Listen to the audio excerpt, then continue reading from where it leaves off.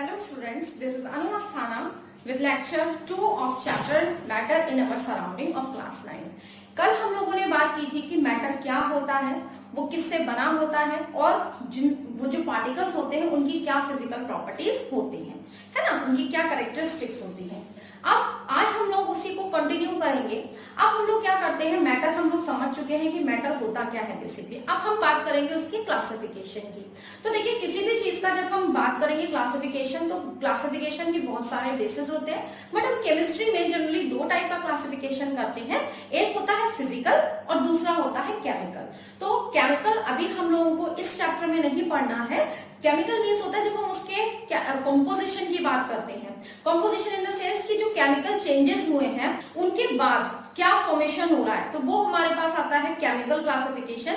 लेकिन अभी हम लोग क्या कर रहे हैं, अभी हम लोग फिजिकली कि वो किस स्टेट में मिलता है, उसके क्या क्या कैरेक्टरिस्टिक्स हैं, जब हम इसकी बात करेंगे तो that is called physical classification. तो हम लोग फिजिकली की बात कर रहे हैं, तो फिजिकल के बेस पर हम लोग देखिए, फिजिकल क्लासिफिकेशन के बेस पर जो फिजिकल क्लासिफिकेशन है किसका, मैटर का, physical classification of the matter हम लोग देख रहे हैं।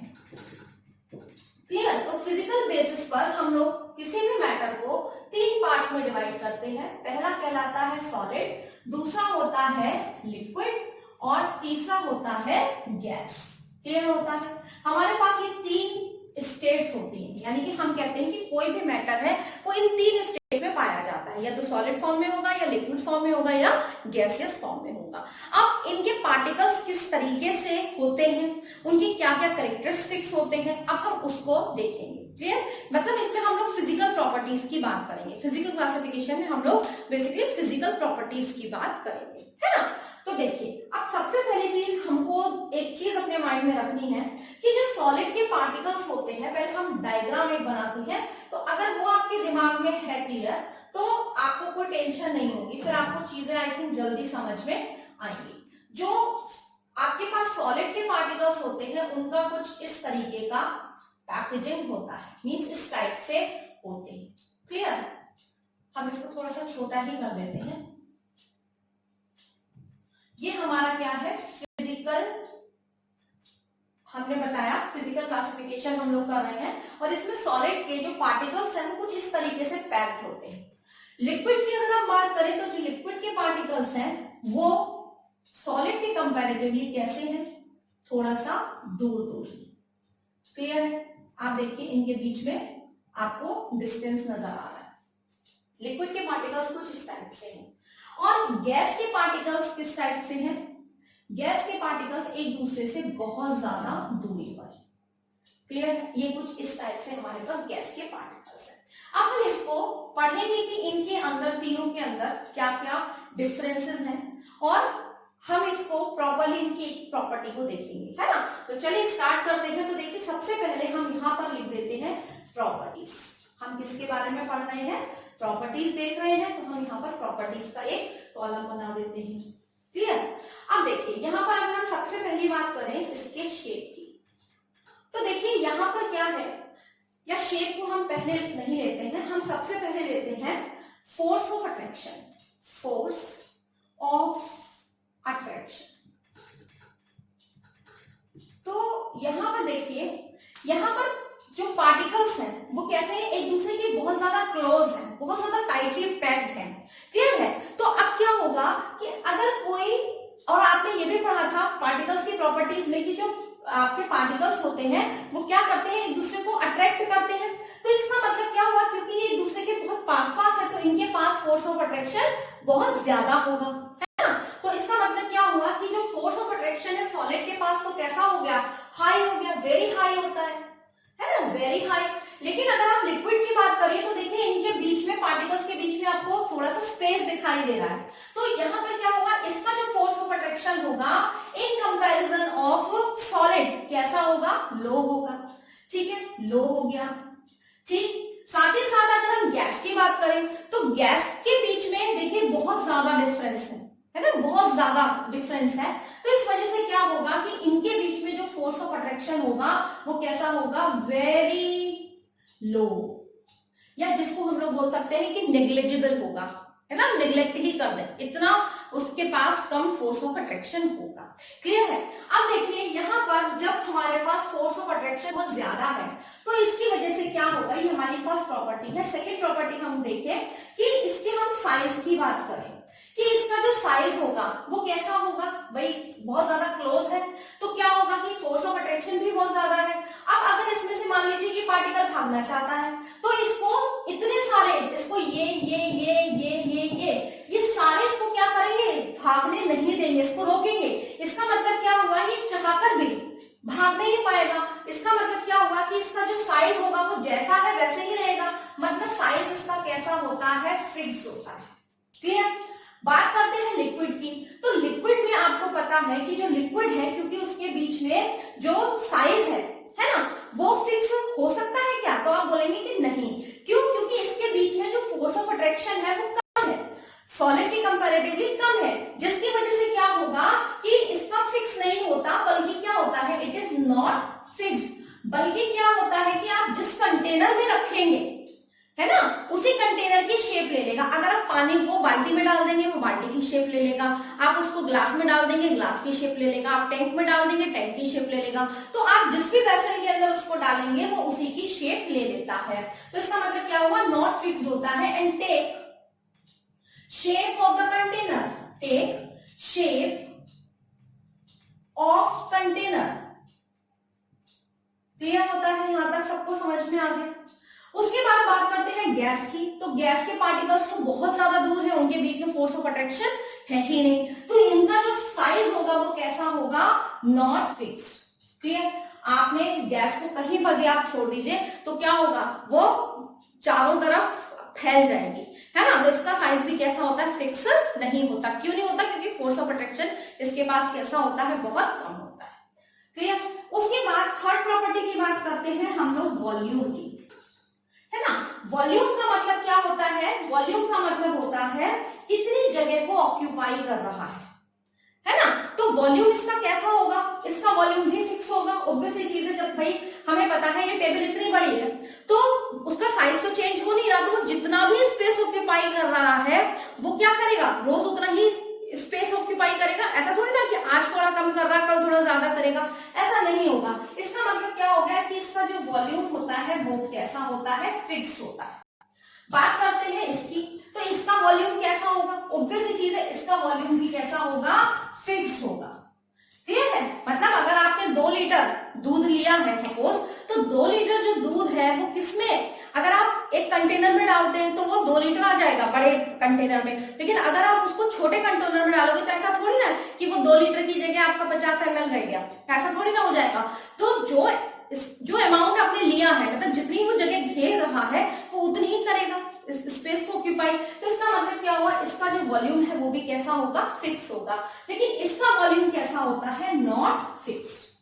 क्लियर होता है, यहां तक सबको बात समझ में आ गई। क्यों नहीं होता, ये आपको रीजन आई थिंक समझ में आ गया होगा। क्लियर।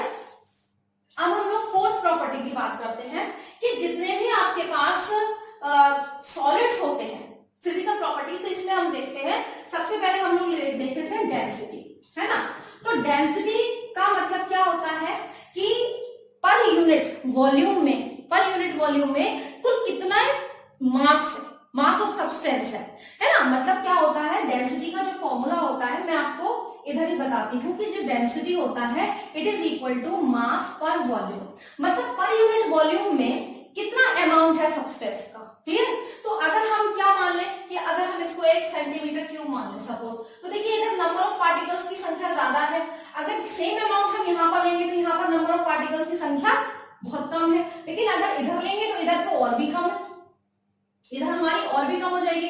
तो इसका मतलब क्या हुआ कि यहाँ पर जो डेंसिटी होगी पास है वो काफी, तो इसका मतलब क्या हो जाएगा कि इसकी जो डेंसिटी होगी वो कैसी होगी, सॉलिड की बहुत हाई होगी, वेरी हाई। क्लियर। जबकि लिक्विड की कैसी होगी, लो होगी, या हम इसके लिए एक शब्द यूज करते हैं मॉडरेट। मतलब इन कंपैरिजन ऑफ सॉलिड ये कैसी होगी, लो होगी। और जबकि गैस की जो डेंसिटी होगी ये कैसी होगी, वेरी लो। बात सबको समझ में आती है। क्लियर। अब हम बात करते हैं फिफ्थ प्रॉपर्टी की, तो देखिए इसमें हम देखते हैं रिजिडिटी। रिजिडिटी का मतलब क्या होता है कि कोई भी चीज कितनी हार्ड है ना, रिजिड है, कठोर है। तो बेसिकली आपको पता है कि जब उसके वो टाइटली पैक्ड है, उनके पास जगह नहीं है बिल्कुल भी, तो इसका मतलब क्या हुआ कि वो कैसा होगा, रिजिड होगा। जैसे ये है तो ये कैसा है, रिजिड है। लेकिन आप वाटर की बात करेंगे तो क्या आप बोलेंगे कि वाटर रिजिड है, कठोर है, ऐसा तो नहीं है। और इसी तरीके से गैसेस है, वो भी क्या है, रिजिड नहीं होंगी। तो अब इसका मतलब क्या हुआ, जो रिजिडिटी है वो सॉलिड की वेरी हाई होती है, बहुत ज्यादा रिजिड होती है ना, कठोर होती है। जबकि लिक्विड कैसे होते हैं, नॉट रिजिड। और जो गैसेस होती हैं वो भी क्या होती हैं, नॉट रिजिड। बोलिए यहां तक सबको बात समझ में आ गई। इतने आपको मैंने बताया, force of attraction, size, volume, density and rigidity, ये चीज क्लियर हो गई। उसके बाद हम लोग 6 पॉइंट देखते हैं, that is fluidity. Fluidity means ability to flow, किसी भी चीज को बहने की क्षमता। तो क्या सॉलिड फ्लो कर सकते हैं, आपको भी पता है सॉलिड तो फ्लो नहीं कर सकते, बह नहीं सकते हैं। इसका मतलब क्या हुआ कि नॉट फ्लू, है ना, ये बह नहीं सकते हैं। लेकिन ये क्या कर सकते हैं, फ्लूइड होते हैं, आपको भी पता है। इनके अंदर क्या पाई जाती है, फ्लूइडिटी, फ्लूइडिटी पाई जाती है। और इनके अंदर भी हाई फ्लूइडिटी होती है, हाई फ्लूइडिटी। आपको पता है क्योंकि इसके जो पार्टिकल्स हैं वो कैसे हैं, वो बहुत ज्यादा दूर दूर है। तो वो क्या करते हैं, उनके पास जो फोर्स ऑफ अट्रैक्शन है वो ना के बराबर है। तो जिसका मन करता है वो इधर गया, कोई उधर गया। तो इस तरीके से क्या होता है, बहुत तेजी के साथ क्या हो जाती है, जो हवा होती है या गैस के पार्टिकल्स होते हैं वो बहुत तेजी के साथ बह जाते हैं। तो ये होगा हमारा फ्लूइडिटी, क्लियर होता है। उसके बाद से हम लोग बात करते हैं काइनेटिक एनर्जी की। नेक्स्ट पॉइंट आता है, मैं इसको इधर से रब कर देती हूँ यहां से। अब इसके बाद हम लोग बात करेंगे काइनेटिक एनर्जी। देखिए काइनेटिक एनर्जी आप सबको पता है क्या होता है ना, पता ही है कि किसी भी मोशन के कारण जो एनर्जी क्रिएट होती है that is called kinetic energy. तो अब ऑब्वियस चीज है, देखिए हम लोग 7 पॉइंट देख रहे हैं, दैट इज काइनेटिक एनर्जी। क्या होता है काइनेटिक एनर्जी? काइनेटिक एनर्जी आपको पता है मूवमेंट, जिसमें जितना ज्यादा मूवमेंट होगा हम बोलेंगे उसकी काइनेटिक एनर्जी उतनी ही ज्यादा है ना। अब आप देखिए सॉलिड के पार्टिकल्स कैसे हैं, बहुत ज्यादा एक दूसरे के पास पास है। जब पास पास है तो इसका मतलब क्या हुआ कि उनके बीच में मूवमेंट होगा, वो कैसा होगा, बहुत कम होगा। ऑब्वियस चीज है, मान लीजिए आप एक ऐसी जगह पर एक ऐसी क्लास में बैठे हैं जो बिल्कुल खचाखच भरी हुई है, तो उस कंडीशन में क्या होगा, आपको बिल्कुल हिलने की भी जगह नहीं है। तो अगर आपसे कहा जाए कि आप मूव करिए, तो क्या आप फ्रीली मूवमेंट कर पाएंगे? नहीं कर पाएंगे। तो मूवमेंट होता है लेकिन इतना कम होता है पार्टिकल्स का कि आप बोलते हैं उसको नेग्लिजिबल कंसीडर कर लेते हैं, है ना। तो इसका मतलब क्या हुआ कि जो इसकी जब इसके पार्टिकल्स है, तो जब इसके पार्टिकल्स है बहुत ज्यादा मूवमेंट तो होगा नहीं। इसका मतलब इनकी काइनेटिक एनर्जी कैसी हो जाएगी, वेरी लो, क्लियर। जबकि लिक्विड की बात करेंगे तो हम क्या कहेंगे कि हायर देन सॉलिड, सॉलिड से तो ज्यादा है। ऑब्वियसली चीज है क्योंकि पार्टिकल के बीच में स्पेस है, तो थोड़ा सा ज्यादा मूवमेंट कर सकते हैं। जब ज्यादा मूवमेंट करेंगे तो इसका मतलब काइनेटिक एनर्जी भी कैसी होगी, उनकी ज्यादा होगी। अगर हम गैसेस की बात करेंगे तो कैसी होती है, वेरी हाई, क्योंकि इनके पास तो बहुत सारी जगह है, जिसका मन किया जहां मन किया वो उधर दौड़ लगाता है। तो पार्टिकल्स क्या करते हैं, रेंडमली मोशन करते हैं इनके, है ना, बहुत तेजी के साथ मोशन करते हैं। तो इसी को हम बोलते हैं काइनेटिक एनर्जी। तो उसका भी हमने डिफरेंस देखा। के बाद अब हम लोग देखते हैं 8th point, that is compressibility. Next property क्या है, दैट इज कंप्रेसिबिलिटी, क्लियर। अब देखिए कंप्रेसिबिलिटी है क्या, पहले तो इसको समझिए। कंप्रेसिबिलिटी का मीन्स होता है कंप्रेस करना, है ना। कंप्रेस करना मतलब प्रेशराइज, जब हम प्रेशर अप्लाई करते हैं तो वो चीज क्या हो जाती है, प्रेशराइज हो जाती है। तो प्रेशराइज होने पर जो इफेक्ट होता है आप उसे देखना है। तो देखिए सबसे पहली चीज आपको पता है कि जो सॉलिड है इसके पार्टिकल्स के बीच में बिल्कुल भी स्पेस नहीं है, इंटरमॉलिक्यूलर स्पेस इनका कैसा है, बहुत कम है। तो ऑलरेडी इतने ज्यादा टाइटली पैक्ड है, क्लोजली पैक्ड है कि अगर हम इसको और ज्यादा कंप्रेस करना चाहेंगे तो ये नहीं हो पाएंगे, ऑब्वियस चीज है। इसका मतलब क्या हुआ कि इनकी जो कंप्रेसिबिलिटी होगी सॉलिड की, वो कैसी होगी, वो नहीं होगी। तो नॉट कंप्रेसिबल, कंप्रेसिबल, क्लियर होता है, ये कंप्रेसिबल नहीं होते। जबकि हम लिक्विड की बात करें तो जो लिक्विड है उनके बीच में भी जो पार्टिकल्स हैं उनके बीच में सॉलिड के कंपैरेटिवली तो ज्यादा स्पेस है, लेकिन इतना भी स्पेस नहीं है कि वो कंप्रेस हो जाए। तो इसका मतलब क्या हुआ कि ये भी क्या होते हैं, नॉट कंप्रेसिबल होते हैं। Is it clear? यहां तक आपको बात समझ में आती है। अब बात करते हैं गैसेस की।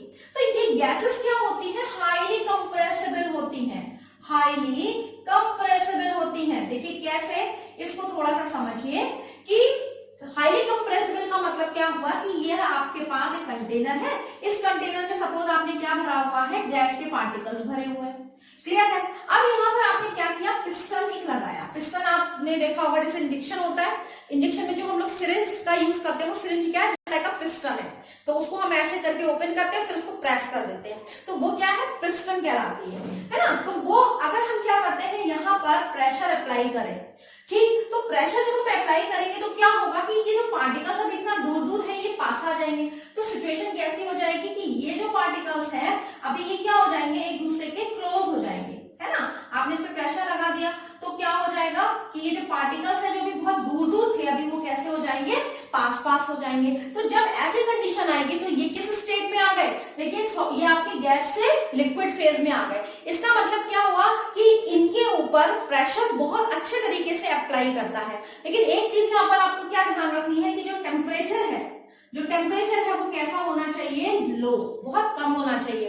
क्योंकि अगर आपने टेम्परेचर भी इंक्रीज कर दिया तो आपने पार्टिकल्स को एनर्जी दे दी, काइनेटिक एनर्जी बढ़ जाएगी, तो उनमें मूवमेंट ज्यादा होने लगेगा।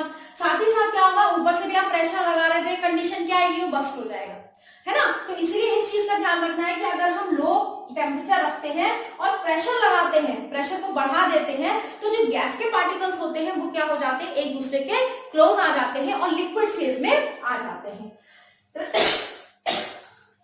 क्लियर होता है आप सबको? तो ये कहलाता है मींस गैसेस कैसी होती है, हाईली कंप्रेसिबल। और इसकी इसी प्रॉपर्टी के चलते हम लोग सिलेंडर्स में एलपीजी को स्टोर करते हैं और साथ ही साथ हम लोग सीएनजी को स्टोर करते हैं, है ना। आपने देखा होगा कि जब हम एलपीजी सिलेंडर को देखते हैं तो वो अगर हम उसको ऐसे थोड़ा सा मूव करें तो वो कैसा होता है, आपको ऐसा लगता है लिक्विड भरा हुआ है इसमें। लेकिन जब आप उसकी नोजल को प्रेस करेंगे तो उसमें से जो गैस रिलीज होगी वो किस फॉर्म में आएगी, वो आपको गैसेस फॉर्म में ही दिखाई देगी, उसकी गैस आपको लिक्विड फॉर्म नहीं दिखाई देगा। तो बेसिकली क्या है, एलपीजी एंड सीएनजी, ये इसी के एप्लीकेशंस हैं। एलपीजी का मतलब क्या होता है, liquefied petroleum gas, full form क्या है, लिक्विडिफाइड पेट्रोलियम गैस, जो हम लोग अपने घरों में यूज करते हैं। सीएनजी क्या होता है, that is compressed natural gas. तो दोनों ही गैसेस फेज में है, लेकिन हम इसे क्या करते हैं, कंप्रेसिबिलिटी का यूज करके इसको हम लोग सिलेंडर्स के अंदर फिल करते हैं। बात सबको समझ में आती है? चलिए नेक्स्ट टॉपिक आता है, that is called diffusion. 9th point है आपका डिफ्यूजन। तो डिफ्यूजन क्या है आपका, देखिए डिफ्यूजन पहले समझते हैं कि डिफ्यूजन है क्या। डिफ्यूजन का मतलब होता है इंटरमिक्सिंग। जैसे आपको पता है कि जो पार्टिकल्स हैं वो क्या करते हैं, मूव करते हैं, कंटिन्यूसली मूव करते हैं। हमने कल प्रॉपर्टी पढ़ी थी कि जो मैटर है उसके जितने भी पार्टिकल्स होते हैं वो कंटिन्यूसली मूव करते हैं। सॉलिड के पार्टिकल्स कम मूवमेंट करेंगे, लिक्विड के थोड़ा उससे ज्यादा करेंगे, और जो गैसेस के होंगे वो रेंडमली क्या करेंगे, मोशन करेंगे। तो अब आपके पास एक चीज बहुत क्लियर हो जाती है कि अगर हमको पहले हम डिफाइन देखते हैं फिर क्लियर होगा कि डिफ्यूजन का मतलब क्या है। तो डिफ्यूजन क्या है, एक ऐसी प्रॉपर्टी है जिसमें, ये एक ऐसा फिनोमिना है जिसमें spreading out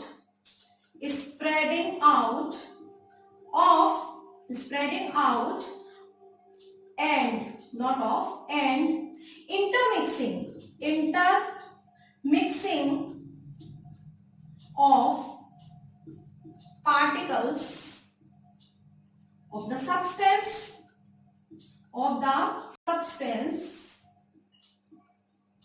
by their own due to the movement of particles, है ना। तो देखिए इसका मतलब क्या हुआ कि जो डिफ्यूजन है उसका मतलब क्या है कि स्प्रेड आउट हो जाना, मतलब फैल जाना, एंड इंटरमिक्स हो जाना, पार्टिकल्स का एक दूसरे में मिक्स हो जाना, अपने आप हो जाना, बाय देयर ओन, मतलब अपने आप हो जाना, हमें नहीं करना है। जैसे फॉर एग्जांपल हमने कहीं पर अगरबत्ती लगा दी तो क्या होगा, उस अगरबत्ती की जो फ्रेग्रेंस होगी वो पूरे रूम में अपने आप फैल गई। तो क्या हुआ कि जो अगरबत्ती के फ्रेग्रेंस के पार्टिकल्स थे वो हमारी जो एयर के पार्टिकल्स थे उसमें अपने आप क्या हो गए, इंटरमिक्स हो गए। तो वो जो खुशबू थी उसकी वो पूरे रूम के अंदर फैल गई।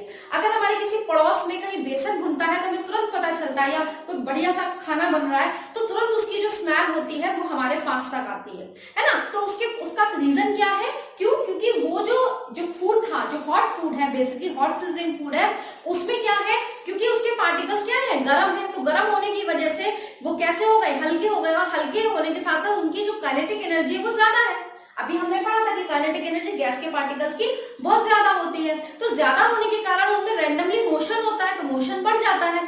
मोशन बढ़ जाने के कारण क्या हो जाता है कि वो बहुत तेजी के साथ उस स्प्रेड होते हैं एक जगह से दूसरी जगह पर। बात सबको समझ में आई?